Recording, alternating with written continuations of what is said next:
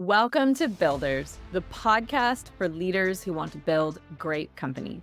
I'm your host, Alex Snyder, strategic advisor to world-class builders. This podcast dives into the wild rides and personal transformations that come with pursuing big dreams and becoming a leader who builds incredible teams and companies. Each episode, I'm joined by a guest who helps deliver a fresh perspective designed to leave you feeling less lonely, more connected to innovative ideas, and inspired about growing your business your way. If you enjoy the show, don't forget to subscribe on your favorite channel, leave us a 5-star review, and share your favorite episode with a friend. The podcast is sponsored by Alex Snyder Advisory. If you are a business leader or executive team ready to take your leadership and company to the next level with a high-performing team, we'd love to see how we can rocket fuel your growth. Check out the show notes to book your free Builders Business Booster call, where you'll receive a strategic leadership audit and 3 concrete focus areas to mature and grow your business. All right, thanks for tuning in. Let's build. Thank you so much for being here. This is the first episode live, whatever you want to call it, of season 2, and I am joined by Michael Hales. Hi. Hey Alex, thanks for having me along today. Amazing. Thank you so much for being here. Welcome. It feels so serendipitous to have you joining this particular episode for so many reasons. And let me give a little bit of context before I pass it over to you. You were actually supposed to be the guest on the inaugural episode of this series of lives, which ended up becoming an unplanned podcast back in February, to talk about SaaS, software as a service. And through a series of calamities, you got stranded by a mudslide on your morning commute. The things that happen when we live in remote areas. I believe you were in Colombia at the time. And we were very fortunate to have your wonderful associate, Alex, jump on, cover the conversation about SaaS and how it links to growing business and profit and margins, and obviously really important things. But today, we're going to talk about some really important things as well. And what many people might not know was that period of time was actually really challenging for you. And now here we are 6 months later, kicking off season 2. It's September, which is Suicide Prevention Awareness Month, and you are here predominantly to talk about your journey to building a nonprofit focused on men's mental health. So it feels very full circle, very serendipitous. As a good friend, I want to say I'm honored to have you here. It's been incredible to see the pace at which you move, your ability to alchemize your experiences into resources for others.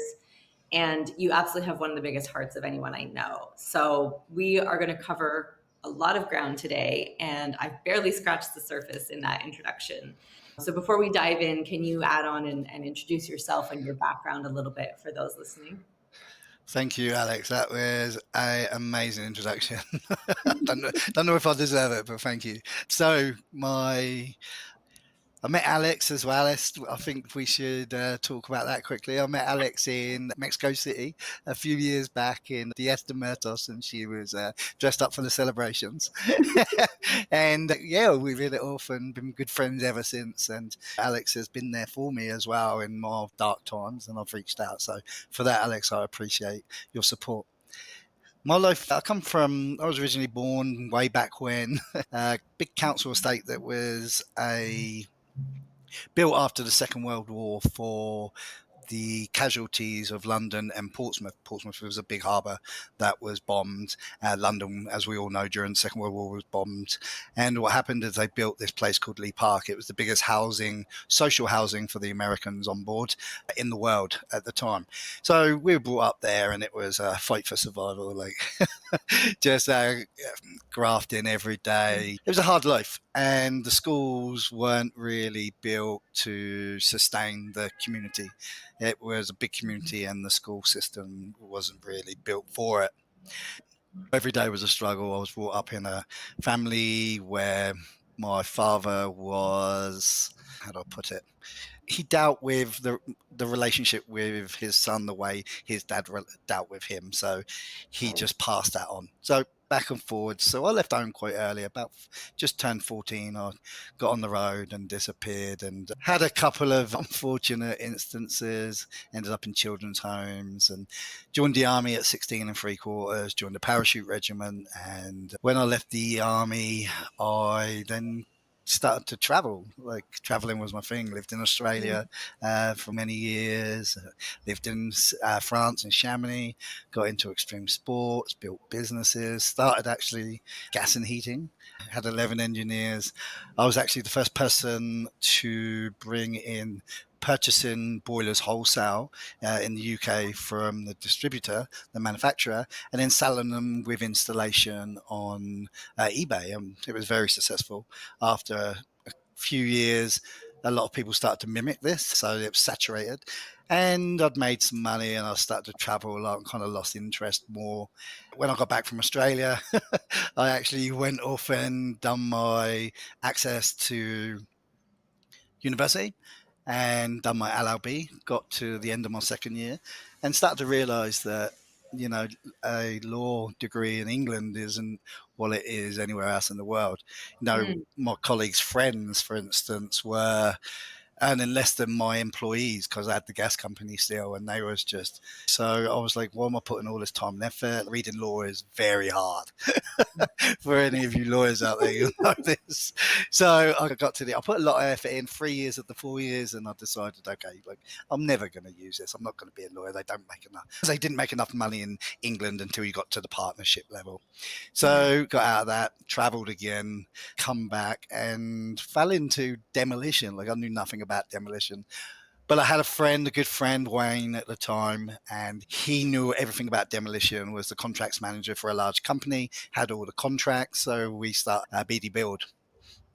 Oh. And we started doing top-down demolition around London, enabling diamond drilling, and it was great while it lasted. But it's the commercial construction industry is very cutthroat. Like you Mhm. wouldn't believe it. The margins are tight, 20%, and then you're kind of stringed up for that 20% by the company. So your margins get smaller and smaller.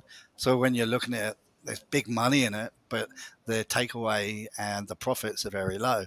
So that kind of, we were having to find money to run our company. We had 66 or 77, I can't remember one of them numbers, employees at the time, and just Wow. stressful, very stressful. Wow. So I decided I hit one of my bad patches. I submarined, went into depression, and decided I needed to do something else and got into business consulting because I knew how to start construction companies. I knew how to start building businesses and I knew how to scale them. So I started to work with small builders and implement strategies for them to scale and to win contracts. And then this went on until around, oh God, about 4 years ago when an unfortunate incident happened in my life. My missus left me, the love of my life. My dog died. Everything was a culmination, and I ended up in Colombia. We'll talk through that, no doubt. And Colombia, I ended up traveling back and forwards to Mexico, and then that's how I ended up here today with Wow. Alex. In a nutshell, I tried to make In a that quick, nutshell, but I would it's say way that's too long of a story. yeah. Wow. So what I guess has been the what have been the biggest changes or even projects that you've undertaken in this time? Because big life event, you moved across an ocean, left everything you knew behind. That can be really isolating, really challenging. And I know from talking to you and obviously seeing your content, you mentioned things like brotherhood a lot. And I know mental health is often talked about with references to isolation, but obviously also moving across the world when you're already struggling can be quite isolating. So I'm wondering maybe a good place for us to start would be to speak to the term brotherhood and its importance and have that as a jumping off point because I know it's there's a reason it's the title we're not alone, right? There's of this episode. I think we probably should go back.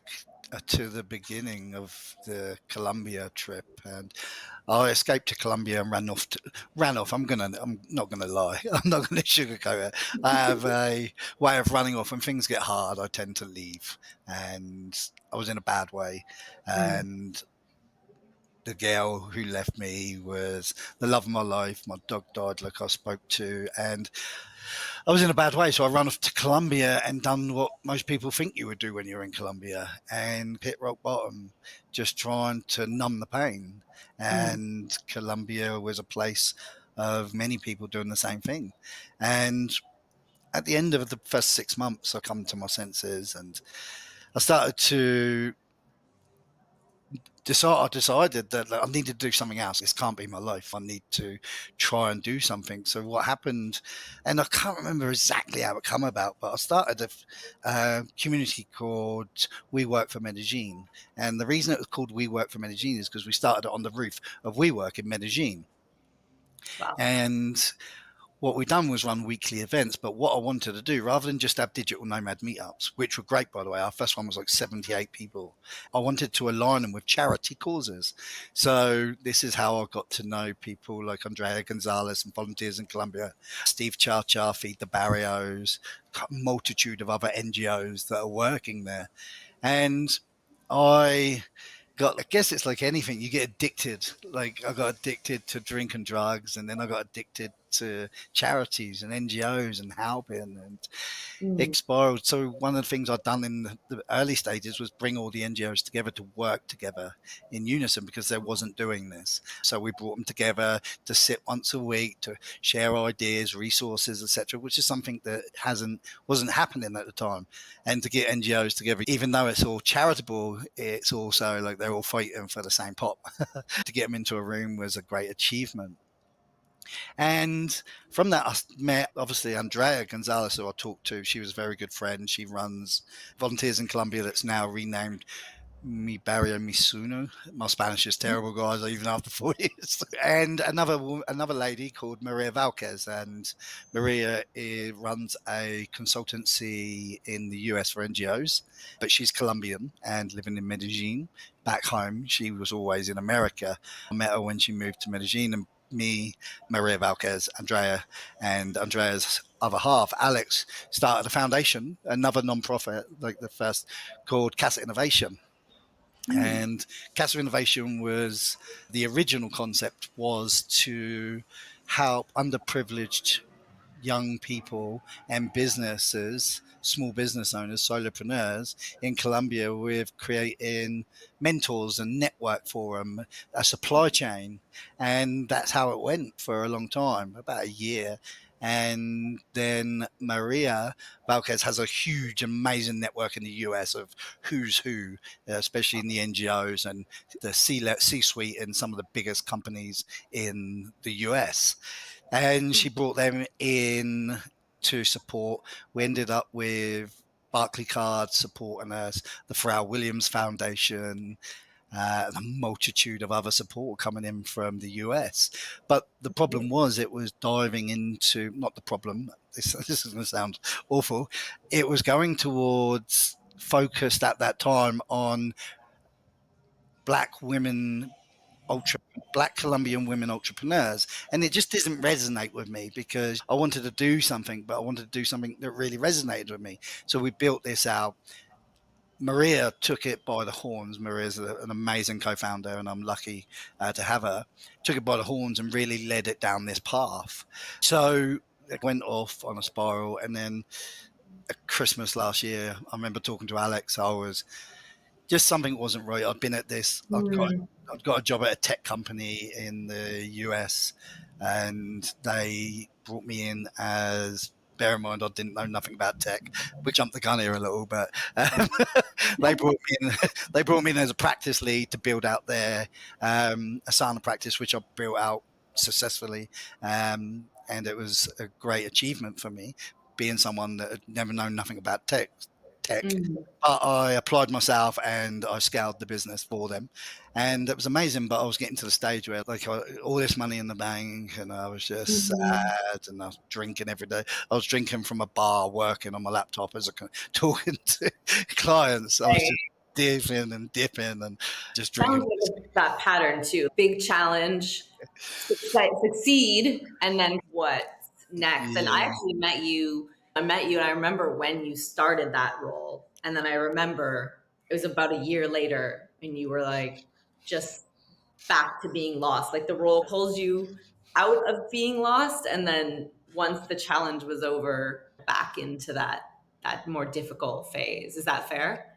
yeah, definitely. I think that this is one of the things that's been talked about a lot, especially Mm. when we get to the men's circles. And it's just that and this goes for everyone, if you haven't got them goals, that purpose, like we get lost. And I meet so many people like every day that because of what I'm doing at the moment, that are in that pattern of like self-destruction because they're lost. They have no purpose. So I got to the at the pinnacle. The company was a great company, but their leadership wasn't really visionary, and they didn't really want to invest for us to grow the practice. So I just decided, like, I'm just gonna give him my notice and leave. So I left, and I was in a rut at the time. Ended up going down to live in a village in Hardin in the mountains. And anyone who knows Colombia, Hardin is like the garden of Antioquia, and it's the best coffee region in the world. As a coffee aficionado, the coffee is just amazing. Anyway, long story short, I was down there drinking and just sad, really. Just where am I going again? Like, here I am, like a few years later, and I'm just in the same place, just depressed, miserable. And I after the first week there, being out in the mountains, climbing, eating good food, and Mm. just exercising and reading again, and just touching base with me, like everything changed again within that week. And I was like, how is this a thing? Like, how can we go from being so depressed, be in the mountains, and then within a week, like completely feel at ease again? Like, there's possibility in the world. And that gave me an idea for MMHR, which is the Men's Mental Health Retreats. If this is something that can change me, then this is something that can help others. I had the conception for MMHR there, and that turned into the first retreat. I built it all out, and the first retreat was in Colombia, in a friend's ayahuasca retreat. Actually, very good friend has an ayahuasca retreat down there, so he got wind of what I was doing and offered me his property, which was amazing of him at no cost, so I could support other humans, other men at a very low cost. I think it was like £150 or $150 or something stupid. And it was like 4 days. Each morning started off with meditation, ice baths. We had holotropic breath work. We went paintballing. It was just brilliant. We had our instructors come in, and we had a sharing circle every night. And the change in the men, we've made a load of videos for it actually that will be on the website shortly. And the change in the men was just like astronomical. They took, like, after holotropic breathwork, one of the guys went and took a phone call he'd been putting off for 4 years to his family. He hasn't talked to him and just done it after the Mhm. holotropic breathwork. Another guy, a very good friend, he spent 25 years in prison in the US for murder, and he got out. His story is just amazing as well, other than him being a murderer, of course. Let's take that back.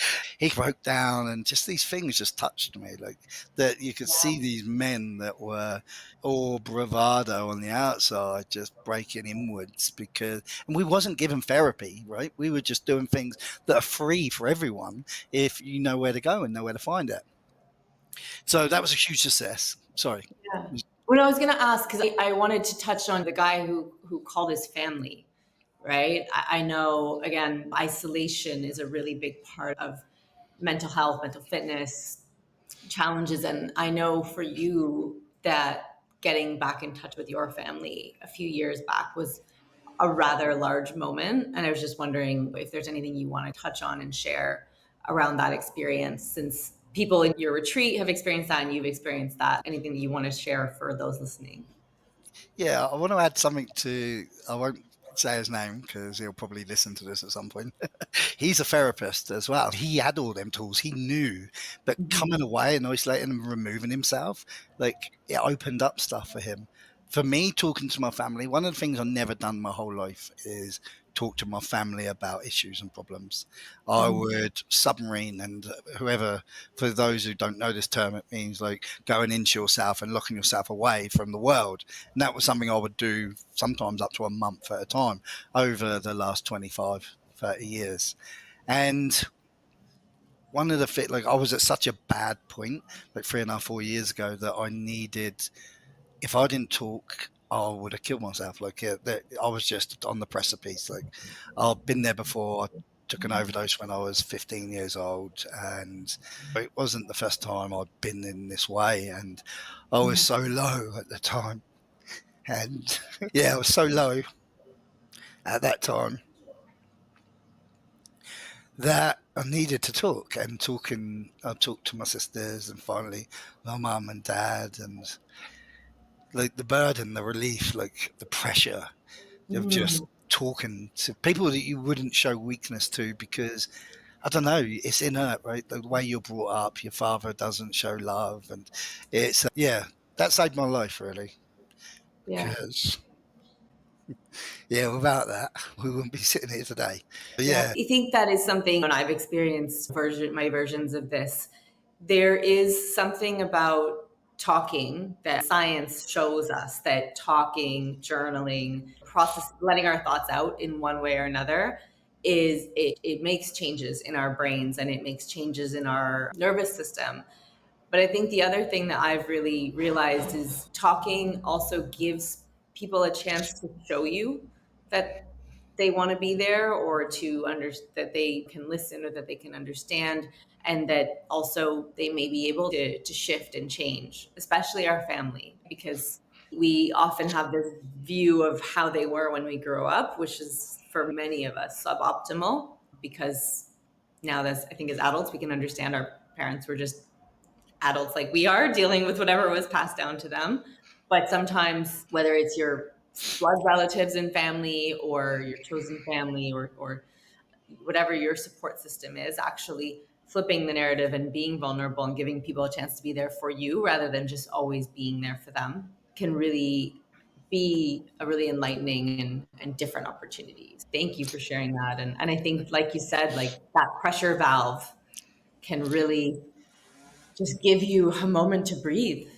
I've met, I know so many people who unfortunately aren't with us today because they didn't vent, they didn't release that pressure valve, and they didn't talk to family and friends. And that's one of the other reasons why everything, my purpose is. So for me, it's everything, because Yeah. I know there's young people out there, especially like men. Obviously, we know the suicide rates are super high, Mhm. uh, because they just don't feel like they have anyone to talk to, anyone to release, anyone to vent. And part of what we do at the moment is to build something where people can come on the line and can vent and can be around other people that are going through similar stuff. Yeah. Because I want to come talk, back to brotherhood and community. yeah. What is that doing for people? So we haven't really touched on it yet, but part of my MMHR is men's circles. We have 5 in Mexico at the moment with different facilitators, and men come to create Brotherhood. They're closed off. There'll be 12, 14 men, same men, week in, week out, so they can have real talk about what's going on. So let me give you a run through last night. What we do is we sit down and we have a 3-minute share. So that's like a win or a lose. If there's anything that's playing on your mind with your wife or family or whatever, we have these stuff to vent. And then we let it run into 6 minutes, because people can ask questions like to the person whose time it is. And then what we would do then is after we've done like a round robin, we then spend time on the subject matter of the week. For instance, one that comes to mind was the dark passenger. What do you do? How do you calm yourself when that anger arises within you when you're in a situation? And we talk about that and what tools they have. And then we don't offer advice, but we talk about how we deal with it. So if someone says this happens, and we can say, this is what we do. Because one of the things we want to be careful of in our men's circles is not to offer advice, because advice can be the right advice. My advice isn't right for everyone. So we share our experiences, and it's just real raw talk. And I've been part of circles all over now, and in Medellin, where I helped my friend Carlos Gari launch the first ones we've done, and it's still going strong. Another friend of mine, Oliver, runs the ayahuasca retreat, runs that. And again, to see the men form bonds. We went camping, some of us, the other night, and I'll do a daily touch base with one of Ray, a very good friend of mine. We do a check-in every day. I never knew Ray before. We done an ice bath together, and that's how we first met each other. And now we do daily check-ins to make sure we're meditating and we're doing some breath work, and that we're taking some conscious time. And the support these brotherhoods have on people is amazing. When people are going through shit, they reach out, what they need, they're there to support each other. And if you had told me this 5 years ago, that this is what I would be doing, this is what I would be involved in, I would have just laughed you out the water. It would have been. But the truth is that I'm selfish. I built everything I built. I think I've built to make my pain easier as part of my healing journey. But that's how I see it. But I understand how it's affecting other people's lives and how it's changing other people's lives, and that keeps me positive. And I'll go to 3 of my own groups, like 3 a week. I facilitate one of them. I don't facilitate all of them. I facilitate one of them, and it's good for me to be part. And for everyone out there who may be struggling, who just need something different, like alcohol in a pub on a Friday night, and you're at the stage where this isn't doing anything for you. It's just breaking out of that. And brotherhood circles, even the conscious communities out there, like the conscious collective is growing exponentially. We know this. Like everyone talks about meditation, everyone talks about breath work, whether we're starting at yoga, whatever the case may be, ice baths even, that's entry level. That's a great thing to be doing. Like it's on the rise, and there's very good reason for it. Like very good. Yeah. I know meditation and mindset work now feature very heavily in your daily routines. You and I chat pretty regularly, as well as in the MMHR events. Our thoughts can be so overwhelming at times. And I'm wondering, what is it about thoughts, beliefs, mindset that you find so powerful in transforming your life, transforming how you feel or who you are? There's a couple of facets to that, really. One, let's talk about podcasters or influencers. Everyone tells you the same thing. Anyone I've met over the last 3 to 4 years that has really been super successful solopreneur, building their own legacy, everything, the one common modality they have is that they all spend time meditating, breath work, journaling, and it was just like a recurring theme. So when I got into it, it's got to be just coming up for 3 years, I think. It wasn't easy. Just to sit with your own thoughts is the hardest thing that you can ever do. So I sat with led meditations, but still, you're sitting in led meditation, and you're thinking about your meeting you've got coming up at 1 p.m. and it's hard to shake that. And then some of the tools I use is same as all of us, bring us back to the breath, right? So bring your attention back to the breath. I'll bring my attention to a light force. When I'm meditating, I believe there's a light force coming through me and connecting me with the ground to the sky.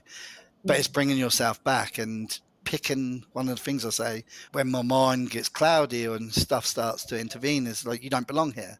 So it's finding these little tools that work for you, like bringing yourself back to the breath, concentrating on that. And it really does help center me. Now, when I'm busy, it's even more important because my mind's all over the place. When you've got 1,000 things going on, I'm running so many projects at once. Like it's easy to say, right, I'm just going to work for 13, 14 hours, but it's not productive. And the one thing that really helps me is spending time meditating, doing my breath work.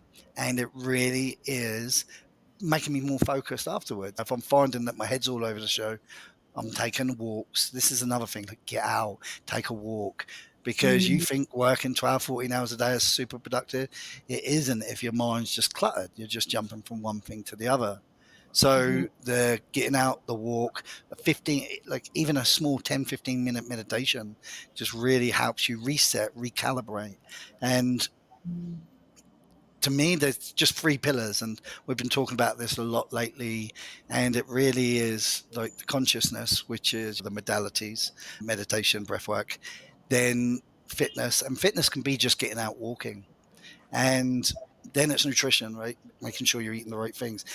These three pillars are groundbreaking. They will change people's lives, but it's so hard for us to form these habits. And I'm 3 years down the line, and I still struggle, but my life is so much better, so much more productive because they are part. Mindfulness is part of my life. mhm, And for those of us that sit out there and they were like, don't have the time for this. You're the one, that's the person that really needs to be doing this stuff. The one that believes they don't have mm. the time. Because when you start incorporating this into your daily schedule, you will see your life change. You'll be more productive. I can't cement that fact enough. Like it's changed my life. Yeah, I know you've said that what we think about is what we become. And if you keep thinking in the past, then you'll live in the past. And that this has really helped you to transition through the different stages of your life. And almost, you said you've been many people across your life. You've certainly done a lot of things and moved across the world and started fresh a few times. So, how have the people and communities in your life changed or impacted your experience and your mental fitness? Wow, that's a great question, Alex. And probably the most prominent of this conversation because environment really is everything. There's no doubt. Your environment is everything. It's who you become, who you are. And from the coming from the background I come from, the being around people that just drunk every weekend, done drugs, it's rinse and repeat. You have a bunch of people working for you. You're, it's just like the norm, and you get caught up in that cycle. England's a very England is like one big pub from my experience, and the Mine as people I well. surround. My Just given that experience, we both don't live there anymore. yeah, my experience has always been a negative one, unfortunately, and that's such a shame because it's my own fault. I kept putting myself back in them situations. When I come back from Mhm. traveling, I always went back in and hung around with the same people because they become my employees and worked with me. So I was never out of that cycle. So it was always the same. And moving away from that, I moved to Medellin and stuck with that cycle as we talked about for 6 months. But once I moved across into the NGO circles and around these people that high performers, like my life changed immediately because changing your medium of five is the most important thing. The reason Mhm. I left Colombia is because I needed to up my game even more. There's amazing people in Colombia doing amazing things, but there's also a very seedy side to Colombia, like very seedy. And I didn't want that in my atmosphere, in my environment. Yeah. I didn't need the temptation around me. And everyone I knew was building out their tech companies, coming down from LA, coming in from Austin to Mexico City. And it was just the next step. So I left because I left some great people. Alex, you've met Alex. He's like my best friend and he's a great, amazing guy. So it was hard for me to leave Medellin, but I knew for my mental health, for my business, for my the future of the foundation, I needed to go where I could grow, expand, and grow as a person. And I just didn't think that was Medellin, unfortunately. I knew that at that point I needed to up my game again because I understand the importance of your environment and the people you hang around with. Here's a great analogy. If you play golf, any of you have played golf out there, if you play with three people that are better than you, you're going to play the best game of your life. That's a fact. It's always the way. And that's the same with the people you surround yourself with. I surround myself with people who go in places. My team members are just amazing people on an amazing journey. And I work and being around them gives me gives me the enthusiasm every day to succeed for them as well as me, because they've got such huge ambitions. And that's the other thing, when you get to your 40s, your ambition kind of drops off because you think you've done so much, especially for me, because I've jumped out of airplanes, I've traveled the world, I've done all this stuff. So you think your best years are behind you, but that's crap. They're not.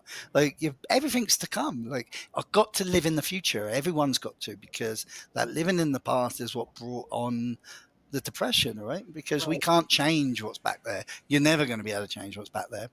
One of the things we talked about last night is that when I have a bad, like, I'll do something that I'm not proud of myself for, I acknowledge it and I forget about it now, because there's no good dwelling on that stuff. It's just going to bring Mm. you down. I haven't been drinking for 7, 8 months, and I fell off the wagon the other day, a couple of weeks back. But you know what? I just said, okay, it's happened. That's it. I'm just going to move forward. And that was just a drink. I got drunk. I cried a lot. And I was like, right, that's enough. I'm done. I'm not going to do it again. Move forward, not beating yourself up. So that's another, like, golden nugget is, Yeah. don't beat yourself up. Stop it. It doesn't do anyone any good. And again, so much research around shame spirals and being driven by that and being stuck and trapped, as opposed to acknowledging support. Like, it's often you'll be ashamed of something and just pile on whatever the thing was and make it worse and worse. Yeah. Abraham Hicks says the 17-second rule, right? If you have negative thoughts for over 17 seconds, they're just going to escalate and ruin your day. So another tool is like that. When you know you're thinking negative, whether it's a situation that's occurred or your past, you need to learn to change that mindset, right? Joe Dispenza is another great one. If you're into listening to podcasts and YouTube, Joe Dispenza is another good one to listen to. So I want to ask maybe what might be a real tactical question, but I think really important, because conceptually it's great to say change the people that you're around, change your environment, and you've done that in maybe more extreme ways. But when you are in your 40s or 30s, or really doesn't matter what age, but I definitely agree with you. I would definitely say that the older you are, it often feels the harder it is to change. Or if you arrive somewhere new, it's harder to make new friends. When you came to this awareness of how important the people around you are, how important your environments are, and then you are maybe moving to a new place, how do you go about finding the right people to consciously build your community? And maybe related, or maybe as just a follow up, when you do go visit old friends or go back to London to see or UK to see family, like, how do you manage that as well? So building communities is something, I don't know how, but I've naturally been very good at it. And a lot of people aren't. But what I would press on anyone is that there are so many online communities that you don't have to have a profile. You can join, you can touch in, you can touch base, whether it's local communities, Facebook communities. There's 0800 numbers and toll-free numbers in the US, and there are places to start. And the thing is, it's like that old adage, you miss 100% of the shots you don't take. You're not going to grow. You're not going to meet new people if you don't take that first step. But it's so easy to do that incrementally now, because we have all these options available to us. So if you are sitting there and you are out there and you're not making these connections, just do a look. Facebook gets a bad name, but there are some great communities on there, right, that you can join and be part of.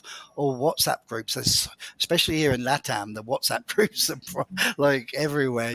I'm part of so many conscious WhatsApp groups with so many amazing people. But I asked, like, when I first landed in Mexico, like, I was like, boom, made a Facebook post, asked these questions, and I had a floodgate of answers that helped me build community.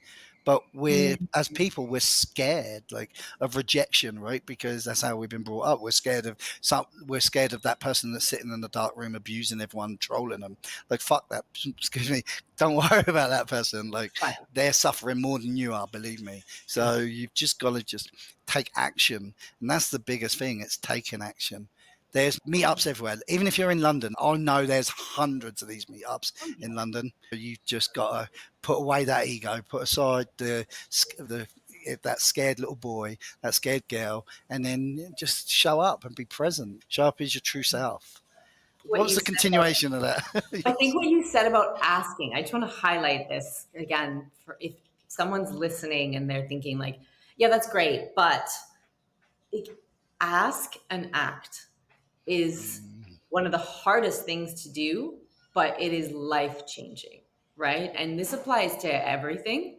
But I think in the topic that we're talking about today around mental health, probably more so than anything else. But I will say the one of the biggest game changers for me in my life, and I've had a pretty diverse journey and different opportunities and things, but learning to ask, to be a person who asks and for and accepts support has been one of the biggest game changers for me in terms of moving my life in the direction I wanted, achieving things that I wanted, having community, having people who are there for me, as opposed to just being someone who's there for everyone, but not allowing anyone in. It's really big. And while it might seem really scary to post or to show up, I think what you said is so vital. If you actually take a minute to interrupt that thought pattern of like, what is actually the worst thing that could happen? The worst thing that's happened is you're going to show up somewhere and stand alone for an hour. It's Definitely. not going to happen. I promise No, that's no. not what will happen. But realistically, if you were like, oh, you're going to go somewhere and you're stand alone and listen, like, is that really terrible? Is that really Yeah, like, well, I love that. And the thing is, when you go to these places, these meetings, these groups, people are not going to let you stand there and be no, and alone. that's what I mean. Like, Yeah, if you've yeah, ever been, then you don't know this. Go to any conscious event of any kind, no one is going to let you stand alone. It's just not going to happen. But if in the worst case scenario it did, or you go for 15 minutes and you leave, right? Like with your commute, maybe that's 45 minutes altogether. It's maybe an hour. Can you bet an hour on yourself potentially taking a step towards feeling better and changing and yeah. And the other thing you got to remember out there is that it's like a skill. Okay, so you don't pick up a violin and just play it. And you're not going to walk into a social situation and be like attract the attention, because we go into ourselves generally, and when I believe in energy. So your energy is out there and people are attracted to your energy. And then when we go in and we're inside ourselves, we're not pushing out the right energy. And we may be giving off facial expressions that aren't very easy for people to, yeah. approach. But I it don't know gets what you easier. mean by that. I don't definitely did not have resting bitch face for most of my life. Yeah. I think- That's completely unrelatable. But it's like everything. The more you turn up, the more you show up, the easier it gets, and the bigger your community and your friendships get, right? Like it's And just showing up is yeah. everything. And it's one of the great things about these types of events and communities is that you will have people at all different levels. And the people who are a little further along will recognize that and come help you out, right? That's why you and I are both so adamant that you won't be alone. Um, and I know it sounds, if you're in a really difficult place and you are listening to this, it sounds like really easy to say, but both of us have been through versions of this. I have showed up to events when I was looking to change my life, when I was extremely unhappy in a life that outwardly looked pretty good, and sat at a table by myself and listened and I did the thing. And it was really uncomfortable, but I actually made amazing connections that with people that had roles to play in the next 18 months of my life that helped me take steps and make changes. And had I not shown up to a pub in London that was hosting an event around, I think it was called like Quit Your Job and Follow Your Dreams or something. It was a conscious event, and listened to people's stories and sat there thinking I was just gonna like duck out at the end. Yeah, who knows where I would be, right? Maybe it would have been something else that would have changed, but no one wanted to come to the event with me. And I just went and I just did the thing. And it was so uncomfortable. And yeah, you can ask almost every single friend I have, they will tell you when they met me, they thought I was unfriendly, unapproachable. You had a face paint on when I I first was met gonna you, say so it's you hard had, to yeah, read you. you met me with face paint in a moment. But that version of me was years and years in the making. And even that was, it was a it was a makeup mask, but it was a facade as well. It was the traveler, the independent, the things. But I think you and I were both on a journey, a crash course that we ended up opening up relatively early in our friendship. And I'm so grateful for that. Yeah, I'm glad to have you in my life. And this is what Alex is talking to, is something we because of the situations we put ourselves in as travelers and as people that put ourselves out there, we meet similar people day in, day out, and they all have the same story. Not everyone just showed up and was this omnipresent personality. People had to build themselves up to it, and it's chance. Take that chance, because at the other side of comfortable is magic, right? Yes. Said.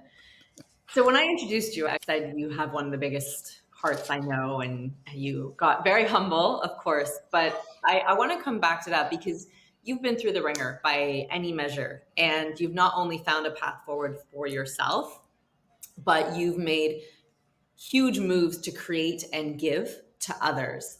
And I'm curious, you've spoken to me a little bit about how moving abroad and being in different communities and cultures has influenced you. Where did this come from, and how is it linked to your own healing journey? That's difficult. The link to my healing journey, I think it is my journey, right? We all have a way of creating something. Like, if you're a business owner, you need to find your minimal viable product or your unique selling point. Sorry about the acronyms. But that is life too. So for me, creating communities was a way of me healing and moving forward. That is, for me, that's just everything, because the network is a cheesy one. Your network is your net worth, but it's also your happiness. Everything's built around your network and friendships. So for me, that everything I do is about healing, is about my journey to wellness. So even my company, Tech Connected, and the people that are on board are all people I resonate with because I've been through similar paths. So everything I do, like, I have a profit share with all my team members. They get half of everything. I'm not greedy. I want us to be a family because we all are all going through the same thing, but we're all healing together. So everything I'm doing is just my healing journey. And this doesn't happen overnight. Like, I've got friends that are 10, 15 years down. You're always going to have to work on yourself, unfortunately, but enjoying the journey. And the destination is the journey. That's one of the things I'd like to say. The destination is the journey, and that's something I've missed over the years. And another thing I'd like to highlight is that one of the hardest things for me was to stop people living in my head rent free. And now I've managed to knock that out. Like, my life is so much better. Like, even a quick interaction, say someone tries to run me over by and get angry, like, just forget about it. Like, I'm tricking myself, or not tricking myself, but learning to forget about it. Like, life's too short, not letting people live in your head rent free and moving forward.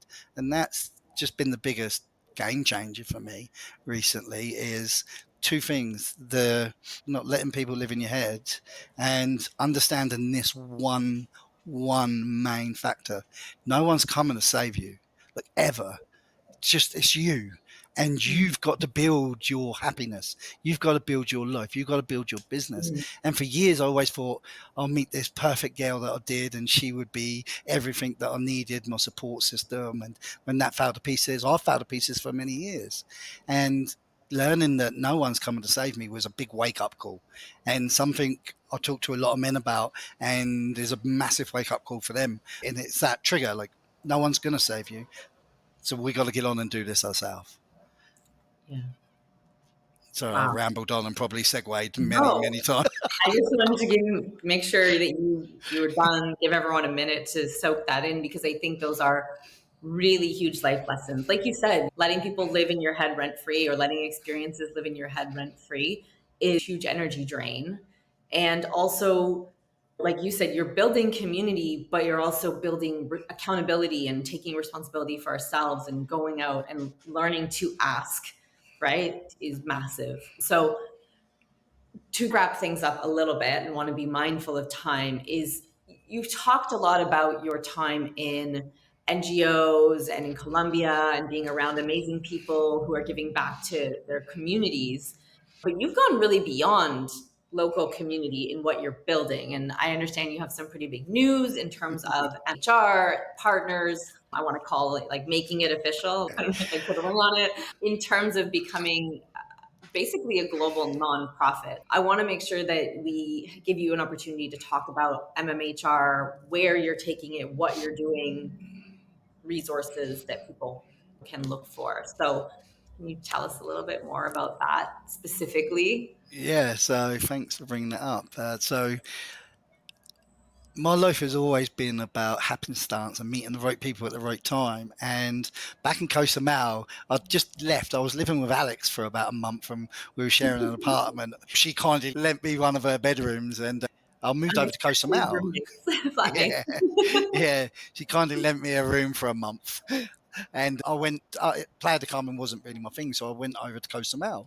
And then I was on a beach one day and I met this guy, Andrew who was an ex-Marine, wounded in duty, and just a great guy. And we just got chatting and we kept in touch. And when he heard about what I was doing, he was there to support me and sponsor me. And then when he found out that I wanted to create a non-for-profit in the US, he just jumped on board immediately and he ran with it. We had to change our name. This is something that I wanted to talk about today, to Courageous Resolve. And we are registered as a non-for-profit in Florida. A couple of reasons for that, but the main reason is Florida has the largest amalgamation of military veterans. So there's a lot of funding down there. Andrew himself is very well connected, runs a DoD consultancy, Department of Defense, for those that don't know the acronym, and he has high reach, senators, etc. So we have just been registered as a 501c3 and a non-for-profit, and we'll be launching a platform. I'm not going to go into the platform because we've got very short time. But again, happenstance, by smiling at someone on the beach, just being friendly, holding your head up, don't walk around looking at the ground, has led me to some of the most amazing opportunities I've ever had. And yeah, that's it really in a nutshell. We've expanded, we're growing. I've got the right people behind me, and we'll drop some links. But watch this space. When anyone who's listening resonates or wants to get involved, we run men's circles. I'm expanding these globally. So please reach out. I'd love to work with anyone who's interested to. Amazing. So we'll put the links in, but people can find you through the Courageous Resolve website. Is that the best way to get in touch? At the moment, it's still Okay. mmhretreat.com, but it is courageousresolve.org. So we have both websites up. So go to courageousresolve.org. That's a holding page at the moment, but we're building that out and transferring everything from the MMHR, which is the men's circles pages and the retreat pages, over to Courageous Resolve. This is all happening in real Yeah. time as we're talking.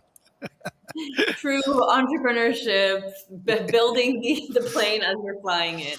We will be sure to get the right links, and if the link needs to be updated as we go along, we can always update them in the description. So Mike, thank you for sharing that. It's been incredible. This season, I'm adding a few get to know you questions at the end. And so I'd love to ask you these questions. You're welcome to pass if it's absolutely getting you stuck. It's just 4 questions. What is an experience that changed your life? That's a hard one. It was an experience that changed my life. I'd have to say Colombia. That is the experience, and we've been through that. Yes. Yes. Refer to the beginning. Refer to Yeah. the gate. So, all right. What is the best question you've been asked? The best question I've been asked. Yesterday we were talking. We've just launched a YouTube channel called the Productivity Academy, and was the best advice to giving someone starting out in business. And it's be an autodidact. Set a time. So for those who don't know, autodidact is someone that's forever learning. Always set time. Schedule some time, and even if it's an hour a day, to learn something new. Never stop, because if you're keeping the cognitive sparks flying, you're never going to lose it. So always be learning. ABL. Yeah, I love it. What is a book that changed your perspective on anything? Easy one. Dale Carnegie, How to Win Friends and Influence People. A book I've read every day, every year for 25 years. Dale Carnegie. If you haven't read it, then you're really missing out. Amazing. And last question, if you could go to any concert tomorrow, touring or not, dead or alive, what would it be? Lumineers. I just love the Lumineers. Oh, I love them as well. Amazing. For many other reasons, but the Lumineers. Incredible. Mike, thank you so much for joining us, for sharing so openly about your journey, and also for everything that you're doing. I'm so excited to keep following this journey, to catch up with you hopefully soon in person. Thank you for everyone who joined us. It's been an absolute pleasure. Thanks for tuning in. Our goal is to create connections and inspire conversations about building great companies. So please subscribe, rate, review, and share this podcast with your network. Sharing is caring. If you're a business leader or executive team ready to take your leadership and company to the next level with high-performing teams, we'd love to see how we can rocket fuel your growth. Check out the show notes to book your free Builders Business Booster call, where you'll receive a strategic leadership assessment and 3 concrete focus areas to mature and grow your business. You'll also find the link to join the Builders Club to stay up to date on upcoming events, get valuable tools and insights, as well as be the first to receive exciting announcements straight to your inbox. No spam, I promise. You'll also find my website, alexsnyder.com, and all the places to peep my creds, hear what clients have to say, and see if I went to the gym today. And one final note, this podcast is not intended to be legal, tax, or other professional advice. Thanks for joining. We'll catch you on the flip side.